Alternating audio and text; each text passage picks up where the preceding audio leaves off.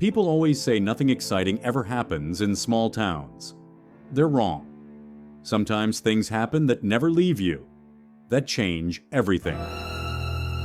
It all started on a humid Thursday evening, late July. The kind of heat that clings to your skin and makes the trees seem tired. I was sitting on the porch, sipping a melted slushie, when I heard it. Music. Faint at first, but unmistakable. Calliope music. Twinkling, old-fashioned, and just strange. Turns out the Elmridge Summer Carnival had come early this year. Set up in the old Miller's Field, a place where wild grass and rusted scarecrows had been the only residents for a decade. Everyone was buzzing. A small-town event meant something to do. Cheap thrills, cotton candy, those spinning rides that made you lose your lunch. My best friend Lacey was all over it. She dragged me there the very next day. It was the same as always, mostly. Ring toss games, haunted houses, greasy food. But then we saw it. Tucked between the fun house and a broken-down snow cone stand stood this old photo booth. Red and black. Paint peeling. A crooked sign above it. Capture your happiest self. And beneath that, scratched into the wood, free entry. Nobody was around it at first. No line, no operator. Just standing there like it had been waiting. Something about it gave me the creeps. I laughed it off, but the feeling stayed, like it was watching me. By the next evening, that booth had a line. People were talking about it, how fun it was, how special the photos looked. But I noticed something else. Everyone who came out acted different. Like Pete Jameson, the grumpiest guy in town. He came out grinning like a kid, giggling to himself, talking to no one. Said something about the man behind the curtain. I thought he was messing around. Then it was Mrs. Carter from the bakery, her hands shaking, eyes glassy. She came out humming a lullaby I'd never heard in my life. All of them had those photos, black and white, with faces lit like they were mid-laugh. But the backgrounds were strange, dark, like pitch black with something faint lurking behind. I asked around casually. A couple of teens told me they remembered a cold breeze inside. One girl said she saw something moving in the mirror. Another said she heard a voice whisper her name just before the shutter clicked. Still, people kept going in, and they kept smiling after. But the worst was Lacey. She insisted on trying it. I begged her not to, told her something felt off. She laughed, called me paranoid. When the curtain closed, it fluttered too long.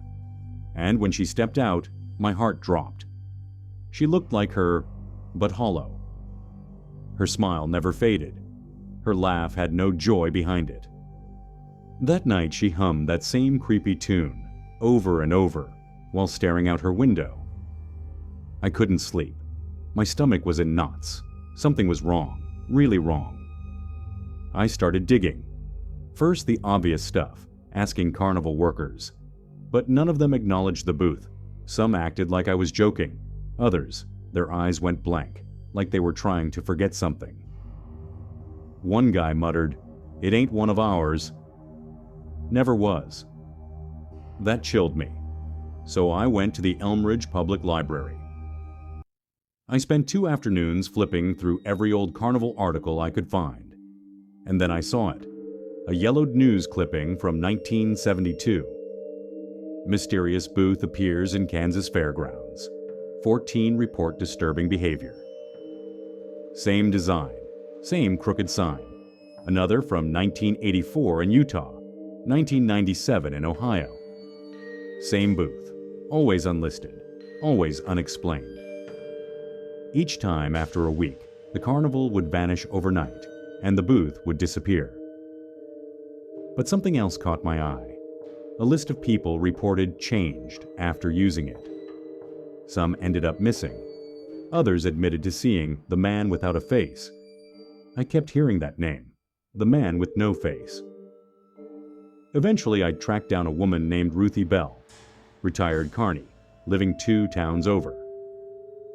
When I showed her the photo of the booth, she went pale. Her hands trembled as she whispered, "That thing doesn't take pictures, sweetheart. It takes pieces, little by little." I asked what was inside. She shook her head. "You ever see a static channel on an old TV?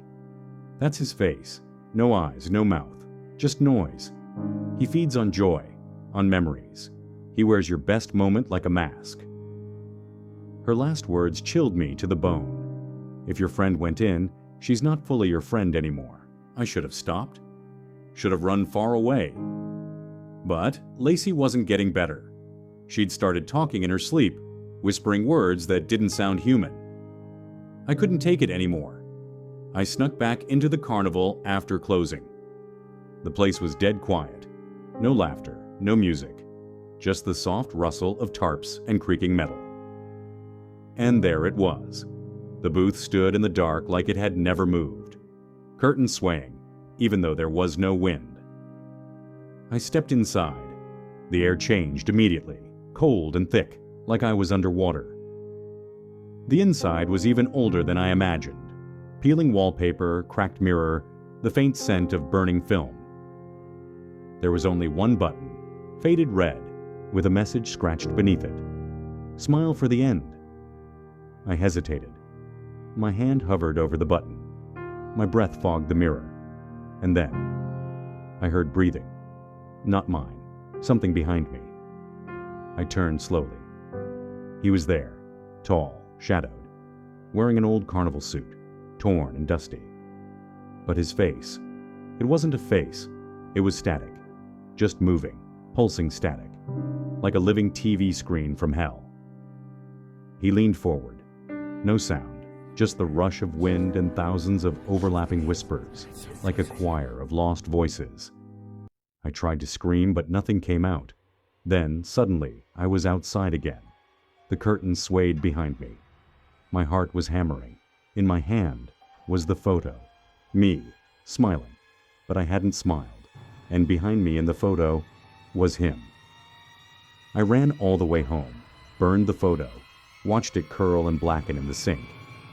But the next morning, it was back, sitting on my desk, untouched, crisp, waiting.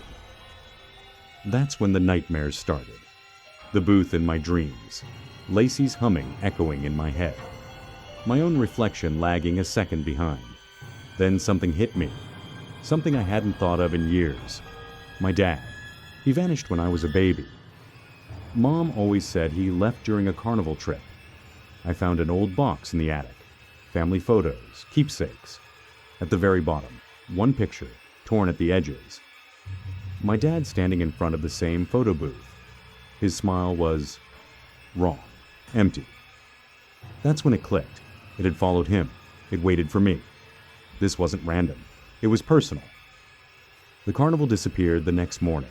No goodbyes, no trucks, just gone. But the booth, also gone. Like it never existed. Lacey, still not right. She doesn't blink much anymore. Still hums that tune. When I ask her about that night, her voice shifts, like she's not the only one speaking. And me, I see it now. Not the booth, not always, but reflections, dreams, dark corners that flicker. The man with no face. He's watching. He doesn't leave. He waits for new smiles. For happy memories to steal, for you. So if you're ever at a carnival and you see an old booth with chipped paint and a velvet curtain, don't go in, don't press the button. Because it doesn't take your picture, it takes you. I used to think the Delmere Carnival was the best thing about our little town. It would arrive every fall, always without warning. One day the lot behind the train station would be empty and dusty, and the next morning, the air would buzz with color and noise. People said it came overnight, built by unseen hands. To me and my sister Emma, it was just magic. Pure, simple, sweet magic. The first time we went, I was 9, and Emma was barely 5. We shared a cone of pink cotton candy that stuck to her nose and left her cheeks glowing. She couldn't stop laughing, her sticky hands reaching for more. It became our ritual. Every year, same week, same day. the Delmere Carnival, just the two of us. This year was supposed to be the same. She circled the date in red marker, and every morning she'd ask, "Is it time yet?" And then, finally, it was. The night we went, I noticed something different, a new stall, tucked between the carousel and the dart booth. I don't remember seeing it in previous years. It had these swirling neon letters. Grinny's Treats, a taste you'll never forget. Emma saw it before I did. Her hand tugged mine. "Look, it glows!" She ran to it, giggling, her shoes thumping against the wooden planks of the midway. The cotton candy inside pulsed with color, not from any light bulb, but from within. It was glowing, like it was alive. The vendor wasn't someone I recognized. His smile was too wide, his voice too smooth. First one's free for a bright smile like that.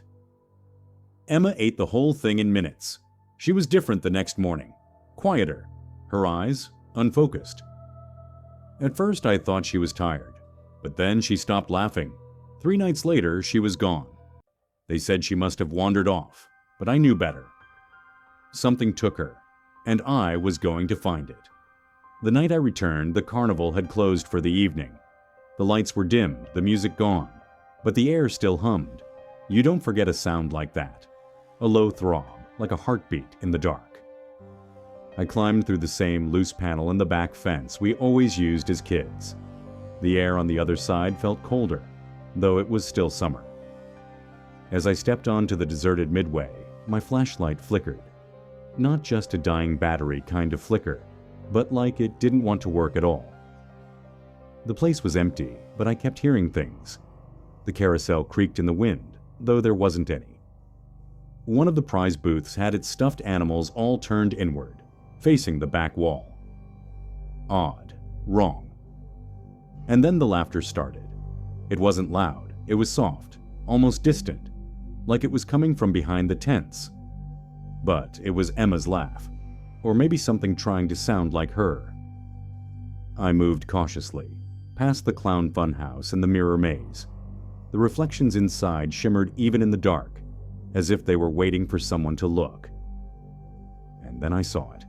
The candy stall, still glowing, still standing. But now, the sign was different. The words had twisted. Grinny's Joy Shop, laughter is love. No vendor this time, just the glow. That pulsing warm glow that made my skin crawl. I stepped closer, my heart thudding. My breath fogged the glass.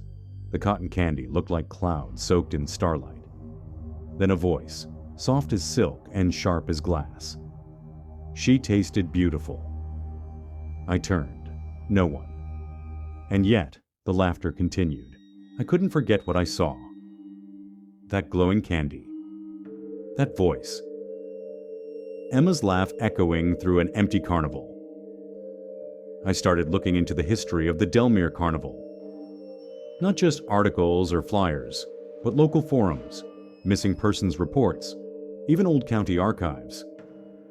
What I found was horrifying.